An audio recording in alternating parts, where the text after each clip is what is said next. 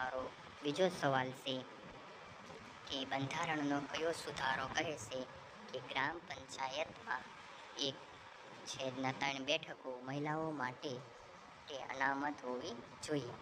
તો તમારા ઓપ્શન છે એ 42મો, ઓપ્શન બી 53મો, ઓપ્શન સી 73મો કે ઓપ્શન ડી 67મો. તો તમારો સમય શરૂ થાય છે હવે. તો આનો સાચો જવાબ આવે છે ઓપ્શન સી 73મો. બંધારણનો 73મો સુધારો કહે છે કે ગ્રામ પંચાયતમાં 1/3 બેઠકો મહિલાઓ માટે અનામત હોવી જોઈએ. તો તમારો બીજો સવાલ છે કે એટ્રોસિટી એક્ટ મુજબ ગુનો કરનારને કોણ આગોતરો જામીન આપી શકે છે? એટ્રોસિટી એક્ટ મુજબ ગુનો કરનારને કોણ આગોતરા જામીન આપી શકે છે? તો તમારા ઓપ્શન છે એ વડી અદાલત આપી શકે કે ઓપ્શન બી સર્વોચ્ચ અદાલત આપી શકે, ઓપ્શન સી દર્શાવેલ પૈકી એક પણ નહીં કે ઓપ્શન ડી સેન્સ અદાલત આપી શકે. તો તમારો સમય શરૂ થાય છે હવે. તો આનો સાચો જવાબ આવે છે કે ઓપ્શન સી દર્શાવેલ પૈકી કોઈ પણ આનો ગુનો આગોતરો જામીન આપી શકે નહીં. તો તમારો બીજો સવાલ છે ભારતીય બંધારણના કયા અનુચ્છેદ હેઠળ રાષ્ટ્રપતિનો હોદ્દો નિયત થયેલો છે? તો તમારા ઓપ્શન છે એ 56, ઓપ્શન બી 52, ઓપ્શન સી 53 કે ઓપ્શન ડી 55. તો તમારો સમય શરૂ થાય છે હવે. તો તમારો સાચો જવાબ આવે છે ઓપ્શન બી 52. ભારતીય બંધારણમાં 52ના અનુચ્છેદ હેઠળ રાષ્ટ્રપતિનો હોદ્દો નિયત થયેલો છે.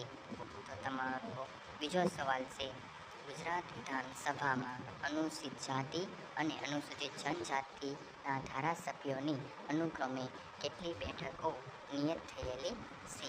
તો તમારા ઓપ્શન છે એ 9 અને 18, ઓપ્શન બી 15 અને 20 કે ઓપ્શન સી 7 અને 14 કે ઓપ્શન ડી 13 અને 27.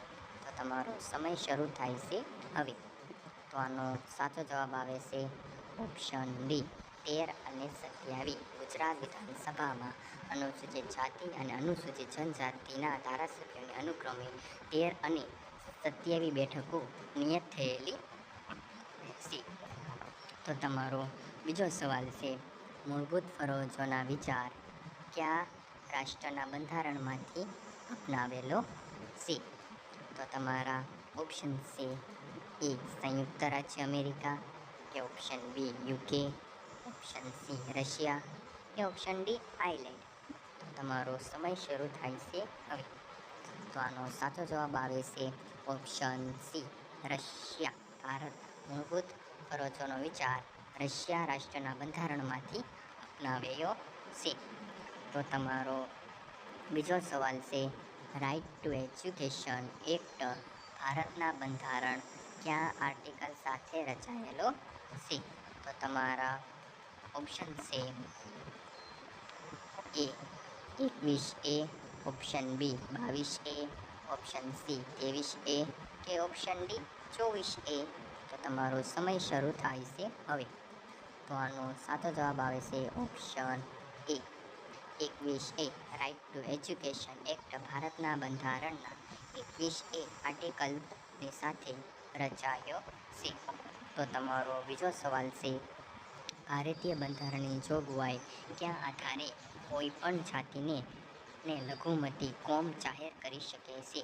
તો તમારા ઓપ્શન છે એ ફક્ત ભાષાના આધારે, ઓપ્શન બી ભાષા અથવા જાતિના આધારે, ઓપ્શન સી ફક્ત ધર્મના આધારે કે ઓપ્શન ડી ભાષા અથવા ધર્મના આધારે. તો તમારો સમય શરૂ થાય છે હવે. તો આનો સાચો જવાબ આવે છે ઓપ્શન ડી ભાષા અથવા ધર્મના આધારે ભારતીય બંધારણની જોગવાઈ હેઠળ કોઈ પણ લઘુમતી જાતિને કોમ જાહેર કરી શકાય